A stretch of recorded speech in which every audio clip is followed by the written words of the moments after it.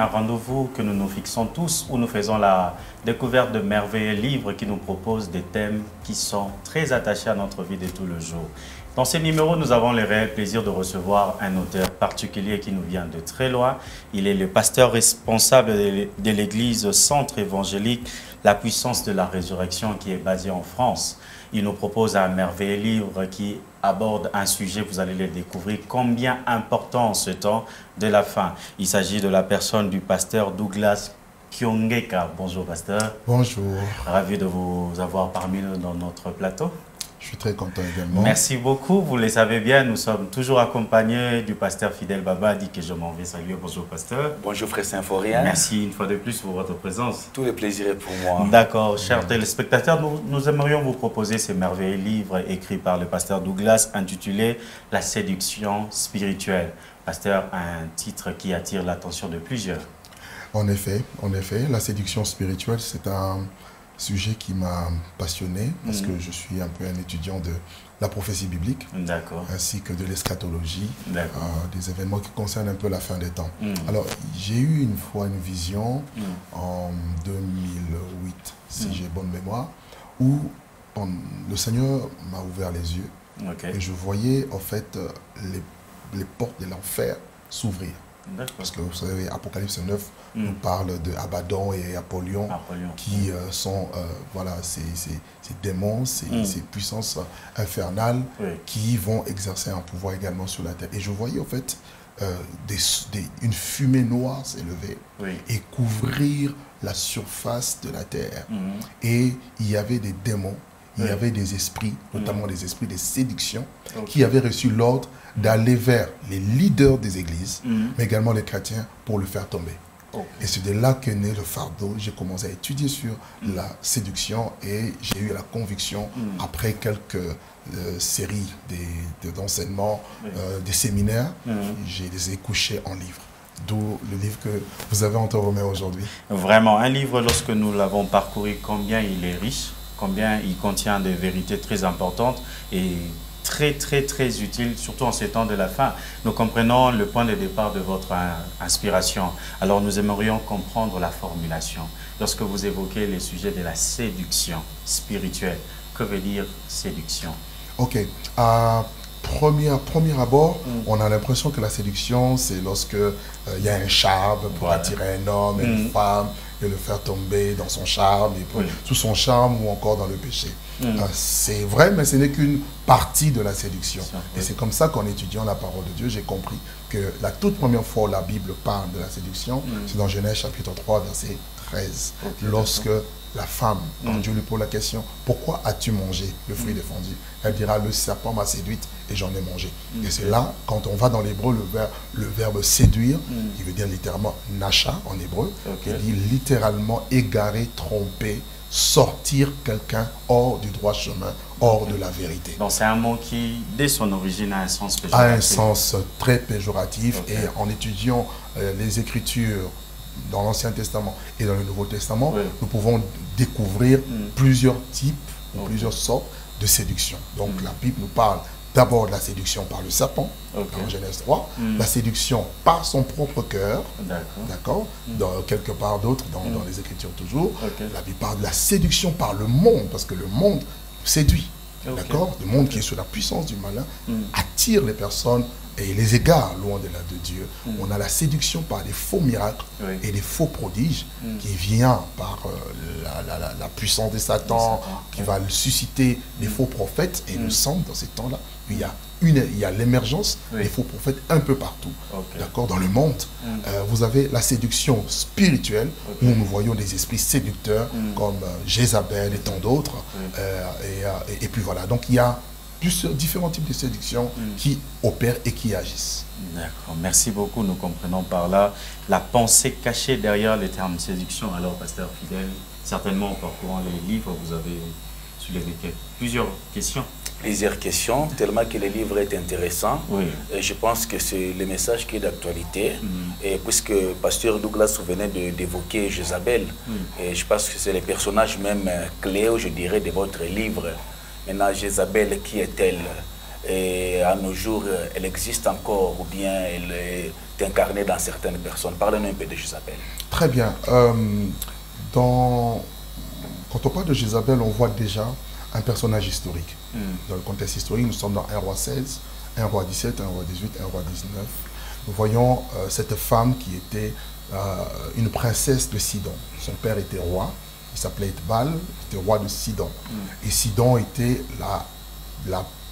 une des villes, n'est-ce pas, païennes, hein, où il y avait la prolifération du culte de Baal et d'Astarté. Et quand on va dans l'origine, en étudiant l'origine, vous le trouvez dans la parole de Dieu, de Sidon, vous allez remarquer que Sidon était le premier-né de Canaan. Or, Canaan était le fils de Cham que Noé avait maudit, puisque Cham avait vu sa nudité.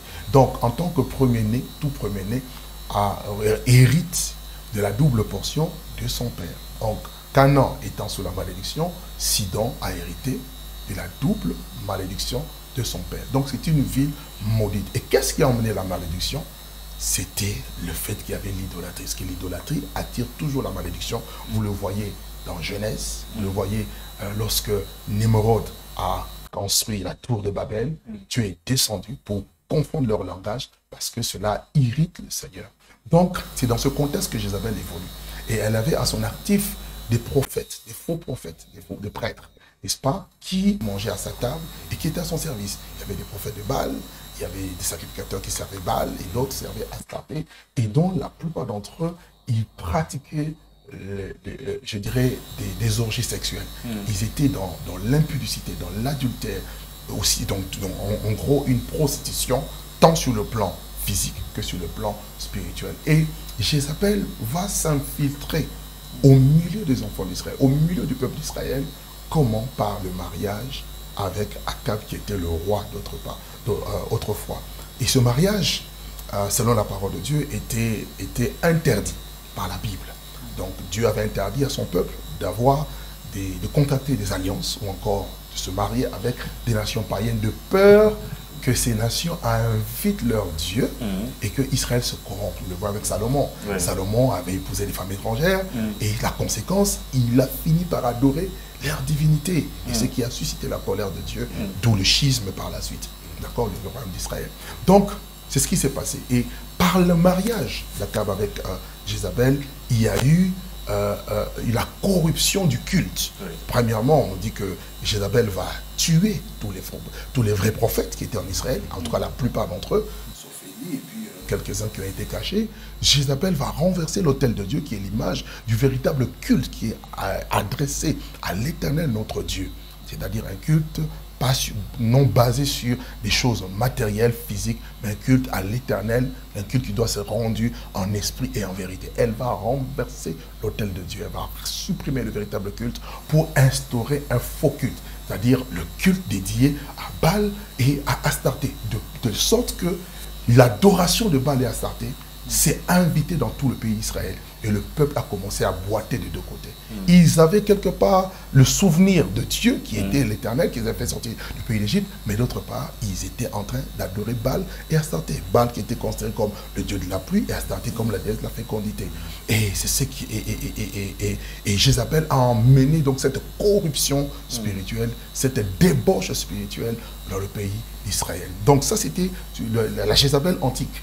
Jézabel qui a existé, d'accord. Elle est morte, elle a été morte parce que plus tard elle sera tuée par Jéhu qui va le fouler aux pieds. Et par contre, la Bible nous parle maintenant dans le contexte de l'Église, le message que Dieu donne à l'apôtre Jean pour s'adresser à l'Église de Thyatire. Et elle lui dit, c'est que j'ai contre toi, Église, c'est que tu as laissé la femme qui s'appelle Jézabel. Donc nous voyons l'expression femme, Jézabel. Oui. Et en étudiant un peu de près, on voit que ce n'est pas forcément une femme, c'est-à-dire Jézabel n'est pas forcément une femme, c'est un esprit, d'accord. C'est un état d'esprit qui peut posséder aussi bien les hommes que les femmes, mais dans un but bien précis. N'oublions pas que l'Église est considérée comme l'épouse de Christ. Oui. Mais cette femme vient aussi pour corrompre l'épouse qui est l'épouse de Christ. Oui. Donc c'est ainsi que l'ange de l'Église de Thyatire a ouvert les portes, à laisser entrer cette femme, cet esprit, cette entité satanique, ou encore ce système de pensée occulte pour amener la corruption au milieu du peuple de Dieu. Voilà pourquoi la Bible relate ou encore soulève l'expression la femme Jézabel, qui a plusieurs connotations. On parle d'elle comme étant la prostituée, on parle d'elle comme étant Babylone la Grande. Okay? Dans l'Apocalypse 17, elle est désignée comme Babylone la Grande.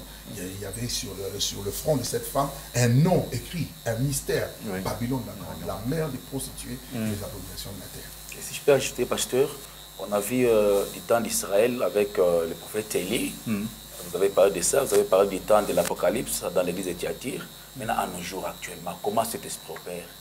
Cet esprit opère de diverses manières, puisque c'est un esprit de séduction, et il amène la séduction sous toutes ses formes. Donc derrière cette femme, on peut voir la sirène des eaux. C'est d'accord avec moi que cet esprit de sirène des eaux est en train de faire des ravages et des dégâts, détruire des familles, détruire des couples mariés. D'accord, on voit des hommes qui trompent leurs femmes, des femmes qui trompent leurs maris, des enfants qui amènent l'inceste dans des familles, la pédophilie, toutes ces dépravations sexuelles que nous sommes en train de voir. Vous avez des personnes qui sont victimes des maris de nuit, des femmes de nuit. Il y a présence de ces entités sataniques qui opèrent. C'est une Jézabel. Nous avons des personnes qui sont remplies d'orgueil et d'esprit de domination et de manipulation. Pas une domination qui vient de la parole de Dieu. Dieu nous demande de dominer, d'accord? Mais c'est une domination satanique. Comme le diable, il cherche à dominer, à tyranniser. Donc cette femme s'oppose à l'autorité de Dieu, s'oppose à l'autorité de la parole de Dieu, s'oppose à toute autorité établie par Dieu et cherche à supplanter cette autorité pour être la reine. Apocalypse 17 et 18 dit qu'elle s'est assise en reine et elle domine, elle règne et personne ne pourra la détrôner. Mais Dieu dit en une heure, son jugement était venu. Vous voyez? Donc, Jézabel aujourd'hui représente un peu tous ces systèmes. Des personnes qui rentrent dans l'église et qui veulent contrôler des pasteurs en amenant des cadeaux, en amenant de l'argent, en voulant gagner leur confiance et derrière, voulant les contrôler, les manipuler par des prophéties, des révélations. Il y en a même qui pensent que ce sont les révélations, les prophéties, des visions qui doivent conduire une église, alors qu'une église est conduite par la parole de Dieu au travers du leader que Dieu a placé. Vous voyez? Donc, une fois qu'elle est détectée, ça emmène beaucoup de problèmes après. C'est des personnes après qui critiquent, qui calomnient, et qui sont capables de vous tuer, parce qu'elle tue les prophètes. Elle a tué même Naboth, dans 1 Roi chapitre 21, qui avait refusé de vendre l'héritage de ses pères. Donc, c'est un esprit qui vient chercher à vous ravir l'héritage que Dieu vous a donné. Votre héritage, c'est l'évangile. L'héritage qui ne peut ni se corrompre, ni se suivre, ni se flétrir. Merci beaucoup. Alors, votre livre porte deux parties. Et là, nous venons presque de brosser toute la première partie avec vos merveilleuses interventions. Alors, nous voudrions aborder la deuxième partie où vous soulignez la question sur la prostitution spirituelle. Notre question est celle de savoir comment elle se passe de nos jours, la prostitution spirituelle. Vous pouvez d'abord commencer par nous aider à comprendre ce que ça veut dire, prostitution spirituelle, et aussi connaître ces mécanismes d'application de nos jours. Très bien. Là, nous sommes dans Apocalypse 17, Apocalypse 18, essentiellement. On peut toucher aussi un peu Apocalypse 13, où on nous parle du faux prophète, de la bête qui monte, donc de la terre, qui va faire en sorte que la terre entière puisse suivre la bête, adorer l'image de la bête, ainsi de suite. Il va lui donner le pouvoir même de faire descendre le feu du ciel et pour séduire un grand nombre de personnes. Alors, la prostitution n'est rien d'autre qu'une corruption, une dépravation des mœurs, dans la position spirituelle, c'est-à-dire adorer autre chose que Dieu. Adorer et servir la créature au lieu du Créateur qui est béni éternellement. D'accord. Et l'apôtre Paul avait averti, nous avait déjà averti, clairement. Dans 2 Corinthiens chapitre 11, verset 3 à 4, il dira que de même que le serpent avait séduit Ève par sa ruse, il dit: je crains que vos pensées, aux chrétiens, je crains que vos pensées ne se corrompent et ne se détournent à l'égard de la simplicité de Christ. Il dit: si quelqu'un vous annonce un autre Jésus, vous présente un autre Jésus, vous annonce un autre évangile, ou vous présente un autre esprit, vous le recevez fort bien. Donc, nous voyons comment cet esprit amène la prostitution en présentant un autre Jésus, c'est-à-dire celui qui n'est pas le véritable Christ. Et Jésus l'avait dit. Si l'on vous dit que le Christ est ici, il est là, n'allez pas. D'accord? On vous présente un autre évangile. Un évangile qui s'écarte de l'évangile que nous avons reçu. On dit si quelqu'un vous annonce un évangile s'écarte de ce que nous avons prêché, annoncé, qu'il soit anathème. Et la conscience spirituelle fonctionne aussi avec un autre évangile. C'est un évangile qui vient avec des fausses doctrines, avec des fausses révélations, avec des traditions, avec des dogmes qui remplacent la parole de Dieu. Jésus fustigeait les pharisiens de son époque en disant, vous avez annulé la parole de Dieu au profit de votre conscience. Et nous connaissons des institutions religieuses. Nous ne sommes pas là pour citer les noms, mais je pense qu'on peut se reconnaître, ils peuvent se reconnaître. Donc, elles, plutôt ces institutions, se reconnaître, qui aujourd'hui remplacent la parole de Dieu. On nous dit qu'il y a un seul Dieu, un seul médiateur entre Dieu et les hommes. Jésus-Christ, homme. Nous, on nous parle d'autres personnes. On nous parle des personnes qui ont été canonisées. On nous parle des ci, on nous parle de ça. Alors que Jésus reste le seul chemin, la seule vérité et la seule vie. Nul ne vient au Père que par lui. Vous voyez, nous voyons le culte des morts. Nous voyons le culte des anges. Nous voyons la prière en faveur de ceux qui sont décédés. Bref, plein de choses, même dans le milieu évangélique, des choses qui se sont introduites avec l'œcuménisme, le mélange de religions, le mélange, n'est-ce pas, de spiritualité, soi-disant qu'on a un seul Dieu, ce qui n'est pas vrai. La parole de Dieu nous donne, dans Ephésiens chapitre 4, à partir, je crois, du verset 3 jusqu'au verset 6, les 7 vérités fondamentales pour que nous puissions nous mettre en accord par rapport à notre foi. Donc nous savons qu'il y a un seul Dieu. Si quelqu'un n'adore pas le vrai Dieu, le vrai Dieu, d'ailleurs c'est Jésus, il a dit, nous savons que le Fils de Dieu est venu et qu'il nous a donné l'intelligence pour connaître le véritable. Nous sommes dans le véritable en son Fils Jésus. C'est lui qui est le Dieu véritable et la vie éternelle. Donc c'est-à-dire, si quelqu'un se dit Dieu et que ce n'est pas Jésus-Christ, le Jésus de la Bible, pas quelqu'un qui va se lever, se dit maintenant je suis le Jésus du 21e siècle. Vraiment. Il y a un problème. Si quelqu'un dit, bon, moi j'adore un prophète plus, ou j'aime un prophète plus que Jésus-Christ, il y a un problème. Et je crois que toutes ces choses, nous sommes en train de les voir, aussi bien dans notre nation, qu'en Afrique, en Europe, en Amérique, et partout dans le monde. C'est un phénomène mondial. Voyez un peu. Donc, il y a cette procession spirituelle qui est en train de s'installer bientôt avec le mouvement du New Age, c'est-à-dire une seule religion mondiale où la bête sera justement adorée. Merci beaucoup, pasteur. Ah, c'est terrible, donc tellement intéressant, mais faute de temps vraiment. Mais ce livre est basé sur les textes bibliques de Apocalypse 2, 18 à 23. Alors, les passages où nous trouvons le message de Dieu à l'église de Thyatire. J'aimerais que vous puissiez un peu nous parler de cette église de Thyatire et la comparer, donc la contextualiser aujourd'hui, justement. Ok.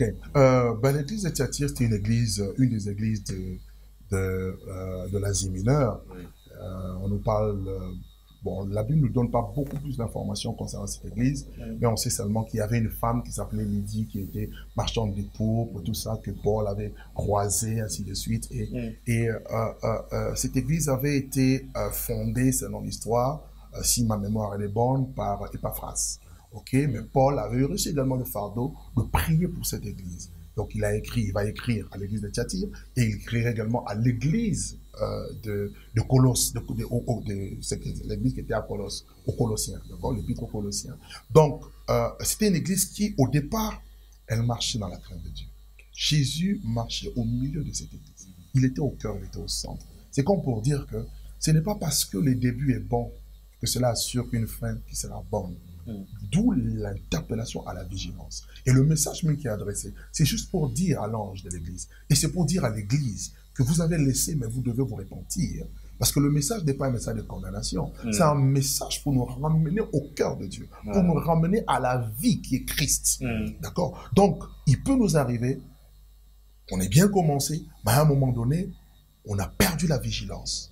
On a perdu, on n'était plus attentionné. Et Jézabel s'est infiltré. Parce que quand il y a infiltration, on ne se rend pas forcément compte. On peut être distrait. Vous voyez? Et là, le diable s'infiltre. On ne peut pas parler d'infiltration si vous êtes au courant. L'infiltration se fait à votre insu.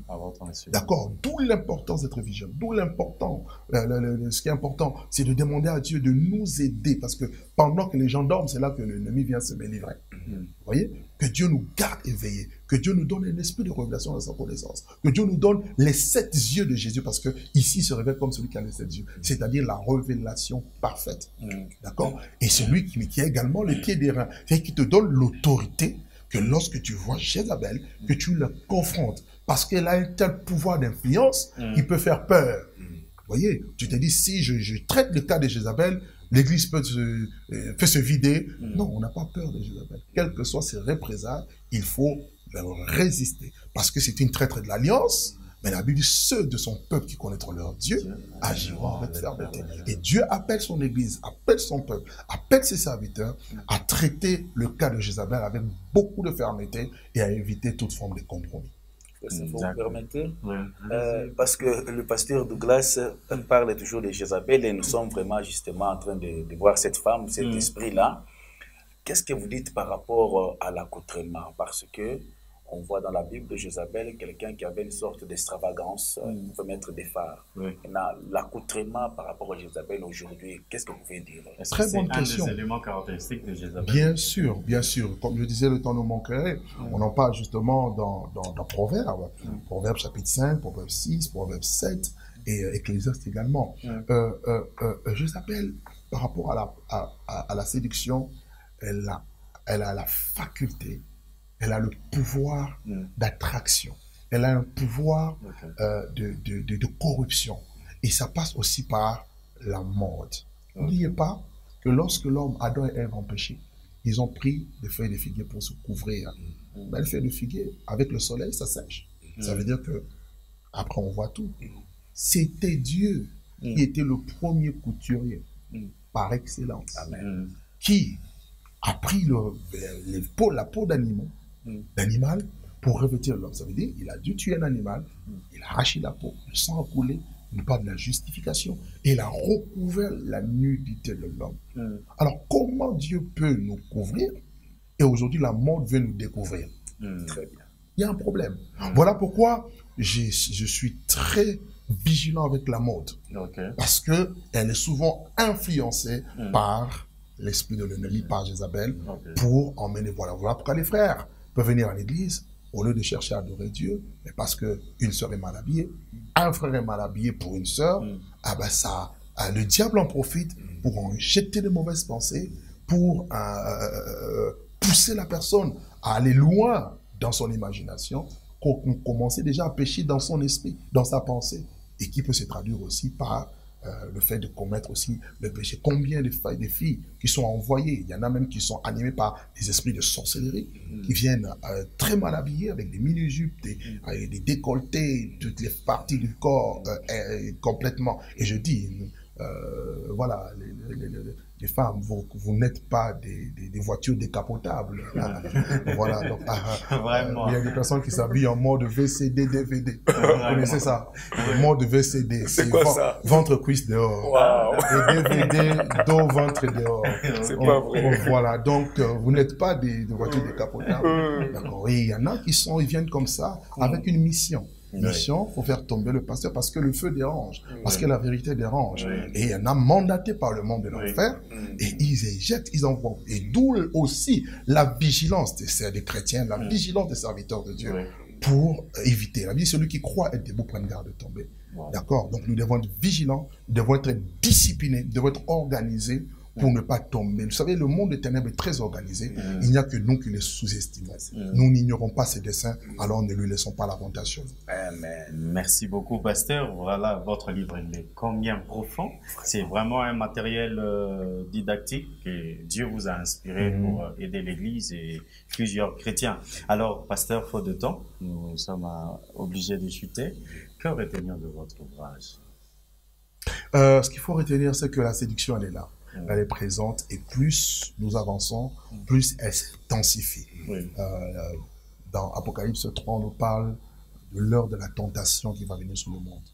Donc Jean reçoit un message où on nous dit « Malheur à la terre et à la mer, car le diable est descendu vers vous, animé d'une grande colère, sachant qu'il a très peu de temps. » Alors, si le diable a très peu de temps et qu'il agit en conséquence, à combien plus forte raison les chrétiens doivent être vigilants, doivent comprendre la volonté du Seigneur, discerner sa volonté, doivent rachetez les temps car les jours sont mauvais. Donc Dieu nous appelle à la sagesse, Dieu nous appelle à la vigilance, Dieu nous appelle à nous attacher davantage à lui plutôt qu'à tout autre esprit. Oui. Ne regardez pas les privilèges, ne regardez pas les plaisirs éphémères, d'accord? Ne regardez plutôt à la vie éternelle, à la puissance d'une vie impérissable que Jésus-Christ offre. Voilà pourquoi si vous êtes tombé, même si vous êtes tombé dans les charmes de Jézabel, il est possible de vous repentir.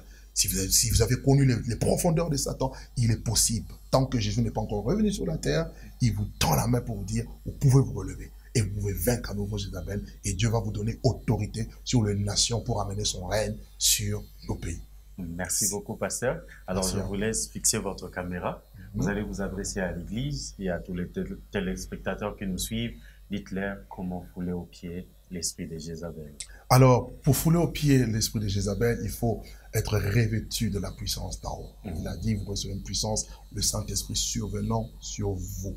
Et c'est Jésus qui a dit, je vous ai donné le pouvoir de marcher sur les serpents, les scorpions et sur toute la puissance de l'ennemi. Fouler, c'est prendre autorité. Fouler, c'est mettre Satan et ce diable, et le diable ainsi que Jézabel sous nos pieds. C'est-à-dire lui résister avec une foi ferme, quitte à tout perdre, mais à garder que la parole de Dieu avec soi. Donc, n'ayez pas peur de Jézabel, n'ayez pas peur de ses séductions, n'ayez pas peur de ses représailles. Vous savez, elle avait même menacé Élie au point qu'Élie a fui. Élie va jusqu'à demander la mort. Elle a un pouvoir d'intimidation, un pouvoir de contrôle, un pouvoir de manipulation. Ne tombez pas sous ce charme. Même si vous étiez tombé avec une femme et que cette femme vous fait des chantages maintenant, si tu oses parler, je vais publier, répands-toi. Accepte, n'est-ce pas, que les choses soient exposées. Mais toi, reste ferme à Dieu. Et si tu n'es jamais tombé, garde-toi pur, tiens-toi ferme pour que tu ne tombes pas dans ces pièges-là. Parce que je sais aujourd'hui que beaucoup, si je dis beaucoup, certains sont déjà tombés. Ils cachent. La Bible, celui qui cache ses transgressions ne prospère point. Mais celui qui les avoue et les délaisse obtient miséricorde. Le diable aime fonctionner dans l'ombre, dans les ténèbres. Alors exposez ses œuvres, exposez-les. Allez voir des pères dans la vie, des pères dans la foi. Soyez sous leur ombre, n'est-ce pas? Et laissez l'esprit d'Élie agir. C'est l'esprit d'Élie seul qui peut anéantir et annuler les œuvres de Jézabel. Je prie que la puissance de Dieu vous revête et que vous puissiez marcher avec l'esprit et la puissance d'Élie afin d'amener les cœurs vers Dieu et d'arrêter les œuvres de Jézabel au nom de Jésus. Amen. Merci beaucoup, merci pasteur. Merci à vous. Merci pour ce merveilleux livre, merci pasteur fidèle. Merci beaucoup frère Symphorien. D'accord, nous vous remercions, vous qui nous êtes toujours fidèles. Nous vous fixons rendez-vous au prochain numéro, mais avant cela, nous vous recommandons ces livres que vous pouvez trouver à la bibliothèque de la Parole Éternelle, située au croisement des avenues, je m'excuse, Xando à Kwakasavubu. Vous pouvez venir et vous procurer ces livres qui vont vous aider dans vos familles, dans l'église, au service et dans tous les milieux, tous les domaines de la vie. Que Dieu vous bénisse. Restez fidèles à la chaîne Parole Éternelle TV, une chaîne évangélique. À la prochaine.